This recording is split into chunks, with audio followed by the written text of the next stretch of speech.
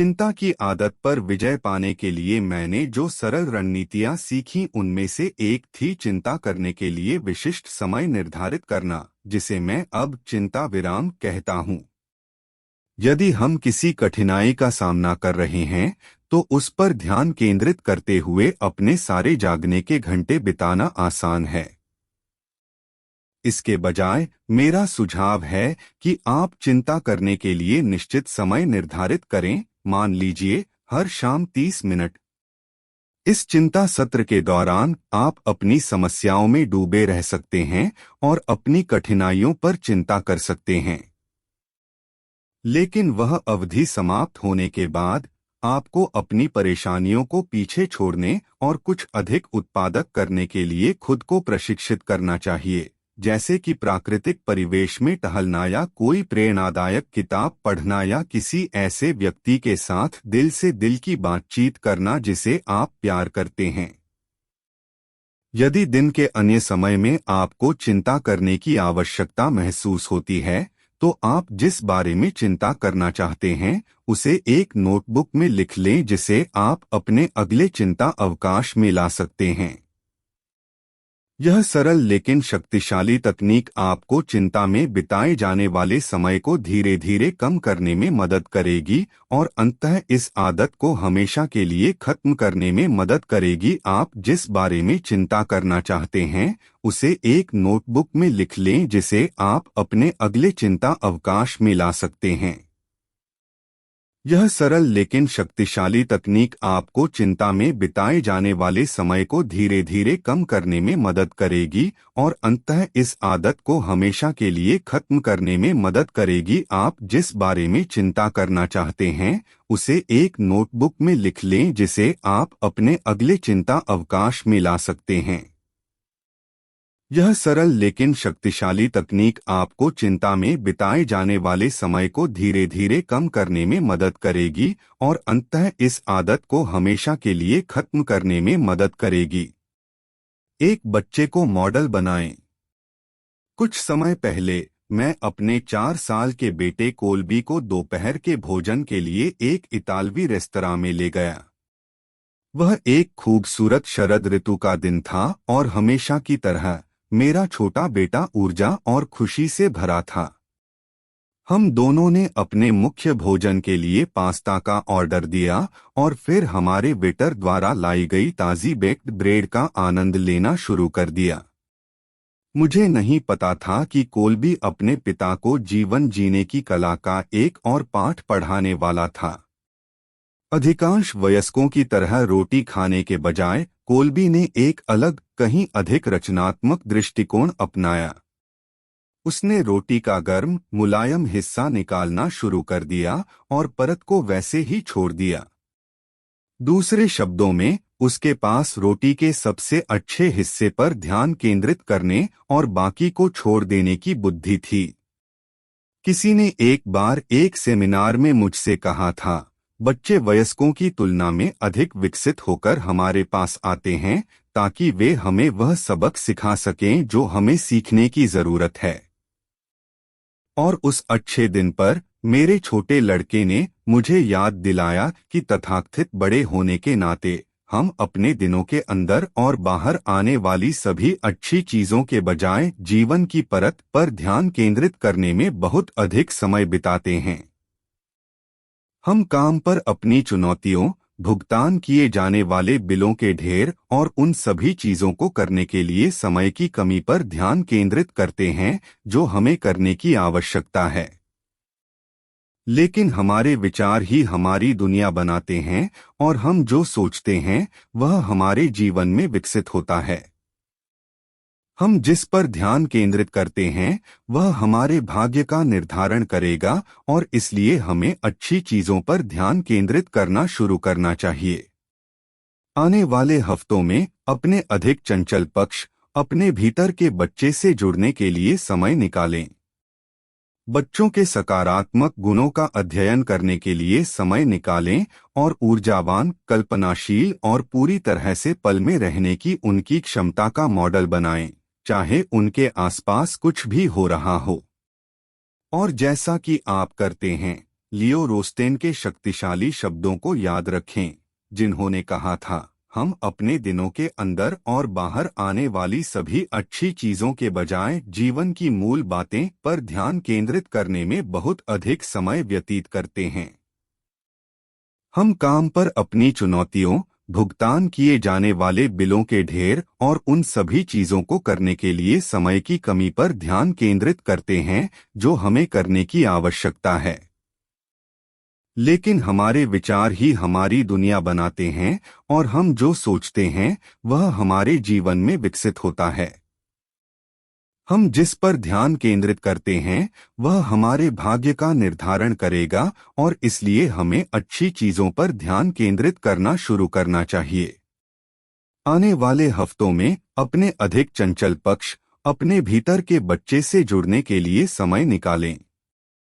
बच्चों के सकारात्मक गुणों का अध्ययन करने के लिए समय निकालें और ऊर्जावान, कल्पनाशील और पूरी तरह से पल में रहने की उनकी क्षमता का मॉडल बनाएं, चाहे उनके आसपास कुछ भी हो रहा हो। और जैसा कि आप करते हैं, लियो रोस्टेन के शक्तिशाली शब्दों को याद रखें, जिन्होंने कहा था, हम अपने दिनों के अंदर और बाहर आने वाली सभी अच्छी चीजों के बजाय जीवन की मूल बातें पर ध्यान केंद्रित करने में बहुत अधिक समय व्यतीत करते हैं। हम काम पर अपनी चुनौतियों, भुगतान किए जाने वाले बिलों के ढेर और उन सभी चीजों को करने के लिए समय की कमी पर ध्यान केंद्रित करते हैं जो हमें करने की आवश्यकता है। लेकिन हमारे विचार ही हमारी दुनिया बनाते हैं और हम जो सोचते हैं वह हमारे जीवन में विकसित होता है। हम जिस पर ध्यान केंद्रित करते हैं वह हमारे भाग्य का निर्धारण करेगा और इसलिए हमें अच्छी चीजों पर ध्यान केंद्रित करना शुरू करना चाहिए। आने वाले हफ्तों में अपने अधिक चंचल पक्ष, अपने भीतर के बच्चे से जुड़ने के लिए समय निकालें। बच्चों के सकारात्मक गुणों का अध्ययन करने के लिए समय निकालें और ऊर्जावान, कल्पनाशील और पूरी तरह से पल में रहने की उनकी क्षमता का मॉडल बनाएं, चाहे उनके आसपास कुछ भी हो रहा हो। और जैसा कि आप करते हैं, लियो रोस्टेन के शक्तिशाली शब्दों को याद रखें, जिन्होंने कहा था, हमें भुगतान करने के लिए ढेर सारे बिल हैं और उन सभी चीजों को करने के लिए समय की कमी है जो हमें करने की आवश्यकता है। लेकिन हमारे विचार ही हमारी दुनिया बनाते हैं और हम जो सोचते हैं वह हमारे जीवन में विकसित होता है। हम जिस पर ध्यान केंद्रित करते हैं वह हमारे भाग्य का निर्धारण करेगा और इसलिए हमें अच्छी चीजों पर ध्यान केंद्रित करना शुरू करना चाहिए। आने वाले हफ्तों में अपने अधिक चंचल पक्ष, अपने भीतर के बच्चे से जुड़ने के लिए समय निकालें। बच्चों के सकारात्मक गुणों का अध्ययन करने के लिए समय निकालें और ऊर्जावान, कल्पनाशील और पूरी तरह से पल में रहने की उनकी क्षमता का मॉडल बनाएं, चाहे उनके आसपास कुछ भी हो रहा हो। और जैसा कि आप करते हैं, लियो रोस्टेन के शक्तिशाली शब्दों को याद रखें, जिन्होंने कहा था, हमें भुगतान करने के लिए ढेर सारे बिल हैं और उन सभी चीजों को करने के लिए समय की कमी है जो हमें करने की आवश्यकता है। लेकिन हमारे विचार ही हमारी दुनिया बनाते हैं और हम जो सोचते हैं वह हमारे जीवन में विकसित होता है। हम जिस पर ध्यान केंद्रित करते हैं वह हमारे भाग्य का निर्धारण करेगा और इसलिए हमें अच्छी चीजों पर ध्यान केंद्रित करना शुरू करना चाहिए। आने वाले हफ्तों में अपने अधिक चंचल पक्ष, अपने भीतर के बच्चे से जुड़ने के लिए समय निकालें। बच्चों के सकारात्मक गुणों का अध्ययन करने के लिए समय निकालें और ऊर्जावान, कल्पनाशील और पूरी तरह से पल में रहने की उनकी क्षमता का मॉडल बनाएं, चाहे उनके आसपास कुछ भी हो रहा हो। और जैसा कि आप करते हैं, लियो रोस्टेन के शक्तिशाली शब्दों को याद रखें, जिन्होंने कहा था, हम जिस पर ध्यान केंद्रित करते हैं वह हमारे भाग्य का निर्धारण करेगा और इसलिए हमें अच्छी चीजों पर ध्यान केंद्रित करना शुरू करना चाहिए। आने वाले हफ्तों में अपने अधिक चंचल पक्ष, अपने भीतर के बच्चे से जुड़ने के लिए समय निकालें। बच्चों के सकारात्मक गुणों का अध्ययन करने के लिए समय निकालें और ऊर्जावान, कल्पनाशील और पूरी तरह से पल में रहने की उनकी क्षमता का मॉडल बनाएं, चाहे उनके आसपास कुछ भी हो रहा हो। और जैसा कि आप करते हैं, लियो रोस्टेन के शक्तिशाली शब्दों को याद रखें, जिन्होंने कहा था, हम जिस पर ध्यान केंद्रित करते हैं वह हमारे भाग्य का निर्धारण करेगा, और इसलिए हमें अच्छी चीजों पर ध्यान केंद्रित करना शुरू करना चाहिए। आने वाले हफ्तों में अपने अधिक चंचल पक्ष, अपने भीतर के बच्चे से जुड़ने के लिए समय निकालें। बच्चों के सकारात्मक गुणों का अध्ययन करने के लिए समय निकालें और ऊर्जावान, कल्पनाशील और पूरी तरह से पल में रहने की उनकी क्षमता का मॉडल बनाएं, चाहे उनके आसपास कुछ भी हो रहा हो। और जैसा कि आप करते हैं, लियो रोस्टेन के शक्तिशाली शब्दों को याद रखें, जिन्होंने कहा था, आप अधिकतर लोगों को बेहतर ढंग से समझ और उनसे जुड़ सकते हैं यदि आप उन्हें देखें, चाहे वे कितने भी प्रभावशाली क्यों न हों, जैसे कि वे बच्चे हों। हम में से अधिकांश लोग वास्तव में कभी इतने बड़े या परिपक्व नहीं होते, हम बस लंबे हो जाते हैं। ओह, निश्चित रूप से हम कम हंसते हैं और कम खेलते हैं और वयस्कों की तरह असुविधाजनक भेष धारण करते हैं, लेकिन पोशाक के नीचे वह बच्चा है जो हम हमेशा रहते हैं, जिसकी जरूरतें सरल हैं, जिसका दैनिक जीवन अभी भी परियों की कहानियों द्वारा सबसे अच्छा वर्णन किया गया है। याद रखें, प्रतिभा 99% प्रेरणा है। प्रसिद्ध आविष्कारक थॉमस एडिसन अपने इस कथन के लिए प्रसिद्ध हैं, प्रतिभा 1% प्रेरणा और 99% पसीना है, जबकि मेरा मानना है कि वास्तविक सफलता और पूर्णता के जीवन के लिए कड़ी मेहनत आवश्यक है। मुझे लगता है कि दुनिया में बदलाव लाने के लिए प्रेरणा और प्रतिबद्धता की गहरी भावना से भरा होना और भी महत्वपूर्ण गुण है। दुनिया की सभी महान प्रतिभाएं दूसरों के जीवन को समृद्ध बनाने की उनकी इच्छा से प्रेरित और प्रेरित थीं। जब आप उनके जीवन का अध्ययन करेंगे तो आप पाएंगे कि यह इच्छा उनमें से अधिकांश के लिए लगभग एक जुनून बन गई है। इसने उन्हें खा लिया और उनके दिमाग की हर कोशिका पर कब्जा कर लिया। एडिसन को अपनी कल्पना के चित्रपट पर देखे गए सपनों को हकीकत में बदलने की प्रेरणा मिली। जोनास साल्क, जिन्होंने पोलियो वैक्सीन की खोज की थी, दूसरों को इस भयानक पीड़ा से पीड़ित होने में मदद करने के लिए प्रेरित किया गया। और मैरी क्यूरी, महान नोबेल पुरस्कार विजेता वैज्ञानिक, रेडियम की खोज के माध्यम से मानवता की सेवा करने के लिए प्रेरित हुई। जैसा कि वुड्रो विल्सन ने कहा, आप यहाँ केवल जीविकोपार्जन के लिए नहीं हैं। आप यहाँ दुनिया को अधिक व्यापक दृष्टि के साथ, आशा और उपलब्धि की बेहतर भावना के साथ जीने में सक्षम बनाने के लिए हैं। आप दुनिया को समृद्ध बनाने के लिए यहाँ हैं, और यदि आप काम भूल जाते हैं तो आप खुद को गरीब बना लेते हैं। आप अपने जीवन में कितने प्रेरित हैं? क्या आप सोमवार की सुबह बिस्तर से उठ जाते हैं या आप अपने शरीर में खालीपन के एहसास के साथ वहीं पड़े रहते हैं? यदि आपकी प्रेरणा का स्तर आपकी अपेक्षा से कम है, तो एक अच्छी स्वसहायता पुस्तक पढ़ें या एक प्रेरक ऑडियो कैसेट कार्यक्रम सुनें। किसी ऐसे व्यक्ति के सार्वजनिक व्याख्यान में भाग लें जिसकी आप प्रशंसा करते हैं, या अपने किसी नायक की जीवनी का अध्ययन करने में कुछ घंटे बिताएं। उन लोगों के साथ समय बिताना शुरू करें जो अपने जीवन में जो कर रहे हैं उसके बारे में भावुक हैं और जीवन से सर्वश्रेष्ठ बनाने के लिए समर्पित हैं। प्रेरणा की स्वस्थ खुराक के साथ आप शीघ्र ही अपने जीवन को जीवन के एक बिल्कुल नए स्तर पर ले जाएंगे। मंदिर की देखभाल। कुछ महीने पहले मैंने बोलने के पेशे में एक सहकर्मी के साथ दोपहर का भोजन किया। जब हमने अपने व्यस्त कार्यक्रम की मांगों के बीच ध्यान केंद्रित, संतुलित और अपने चरम पर बने रहने के लिए अपने जीवन में की जाने वाली चीजों पर चर्चा की, तो उन्होंने एक शक्तिशाली बात कही। उन्होंने कहा, बहुत से लोग जमीन से जुड़े और केंद्रित रहने के लिए नियमित रूप से चर्च या मंदिर जाते हैं। मैं थोड़ा अलग हूँ। मैं जिम जाता हूँ, वह मेरा मंदिर है। उन्होंने कहा कि चाहे वह कितना भी व्यस्त क्यों न हो, शाम 5:30 बजे वह अपना कार्यालय बंद कर देते हैं और ट्रेडमिल पर कुछ मील दौड़ने के लिए अपने जिम में दैनिक तीर्थयात्रा करते हैं।